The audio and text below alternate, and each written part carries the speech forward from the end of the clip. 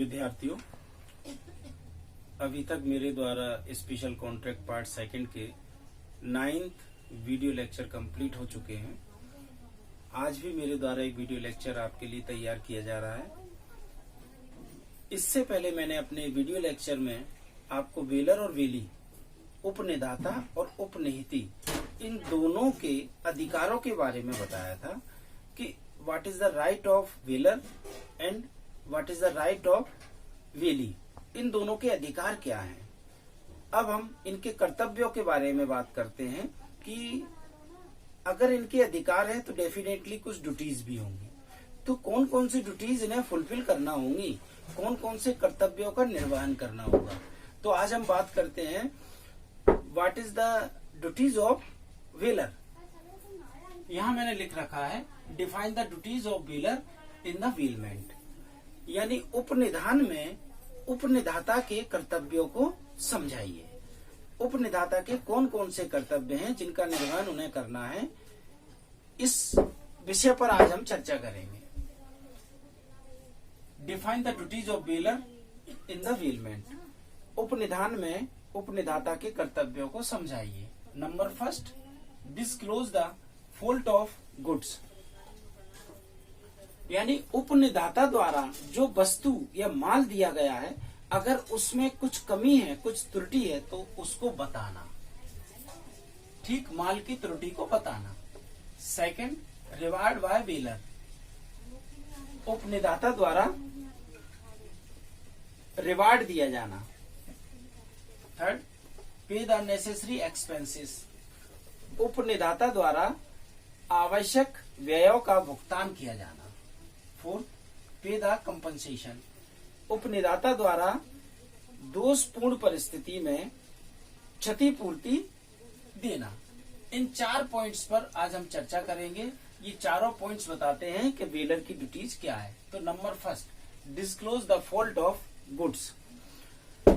जब एक व्यक्ति किसी दूसरे व्यक्ति से किसी निश्चित समय या उद्देश्य की पूर्ति के लिए कोई वस्तु या माल लेता है, तो ऐसी स्थिति में जिस व्यक्ति से वस्तु या माल लिया गया है या जिस व्यक्ति ने कोई वस्तु या माल दिया है, उस व्यक्ति के ऊपर एक कर्तव्य आरोपित होता है कि जब वह अपनी वस्तु या माल किसी दूसरे व्यक्ति को दे रहा था, तो उसकी जिम्मेदारी थी कि वह उस वस्तु या माल में जो कमी थी, जो त्रुटि थी, उसे बता देना चाहिए था कि इस वस्तु या इस माल में ये कमी है, जिससे उसको कोई नुकसान न हो। सपोज दैट ए के पास बी ये कहने आया कि मुझे अत्यंत आवश्यक कार्य से जाना है, क्या आपकी 2 व्हीलर मुझे मिल सकती है। ए ने कहा बिल्कुल। कितने समय के लिए? बोले बस 2 या 3 घंटे के लिए चाहिए। ए ने अपनी 2 व्हीलर बी को दे दी। It is a bailment. लेकिन ए ने ये नहीं बताया कि इसके ब्रेक खराब हो चुके हैं और ब्रेक नहीं लगते हैं, और उस जल्दबाजी में बी ने गाड़ी स्टार्ट की और चलाना प्रारंभ कर दी, और आगे जाकर कुछ परिस्थिति ऐसी हुई कि उसे ब्रेक लगाना थे। जब ब्रेक की जरूरत पड़ी तो ब्रेक नहीं लगी, एक्सीडेंट हो गया। तो गलती किसकी थी? गलती थी वेलर की। वेलर को बताना था कि मेरी गाड़ी में ब्रेक नहीं है या ब्रेक प्रॉपरली कार्य नहीं कर रहे हैं, अन्यथा ऐसी भूल नहीं होती, ऐसी दुर्घटना नहीं होती। तो त्रुटि को जाहिर करना। सेकंड, रिवार्ड बाय वेलर, वेलर द्वारा जब बेली ने वेलर से कुछ वस्तु या माल लिया और उसकी देखरेख की और सही तरीके से उसे रखा, ऐसी स्थिति में वेलर के ऊपर एक कर्तव्य आरोपित होता है कि वो उसे रिवार्ड के तौर पर कुछ पारितोष जरूर दे। थर्ड, पे द नेसेसरी एक्सपेंसेस। मान लिया ए ने कुछ निश्चित समय या उद्देश्य की पूर्ति के लिए बी यानी वेलर ने बेली को कुछ माल या वस्तु दी, लेकिन उस माल या वस्तु को ले जाते समय बेली ने एक्सपेंसेस दिए, लेकिन लाते समय वेलर को एक्सपेंसेस देना चाहिए। कहने का तात्पर्य सिर्फ इतना सा है, बात सिर्फ इतनी सी है। अगर कुछ लीगल एक्सपेंसेस ऐसे हैं जो कि वेलर को पे करना चाहिए, तो वेलर को ऐसे लीगल एक्सपेंसेस पे करना चाहिए। जैसे कि मान लीजिए ए और बी के बीच एक संविदा होती है।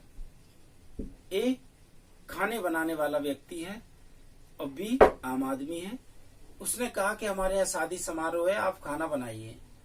तो ए डेफिनेटली कई सारे बर्तन एक लोडिंग में भरकर लाता है, तो उसका एक्सपेंसेस कौन देगा, वेली या वेलर? वेलर। क्यों? क्योंकि सारा पैसा एक मुश्त वेली ऑलरेडी पहले ही दे चुका है। फोर्थ, पे द कंपनसेशन। अगर भूलवश बेलर से जब बेली ने कोई वस्तु ली या कोई माल लिया और उसकी त्रुटि को वेलर ने जाहिर नहीं किया, जैसा कि मैंने उदाहरण दिया था कि एक व्यक्ति टू व्हीलर लेने आया था और टू व्हीलर देते समय उन्होंने नहीं बताया था कि इसके ब्रेक फेल हो चुके हैं, तो ऐसी कंडीशन में नुकसान हो जाएगा। नुकसान होगा तो भुगतेगा कौन? वेली। लेकिन गलती किसकी थी? वेलर की।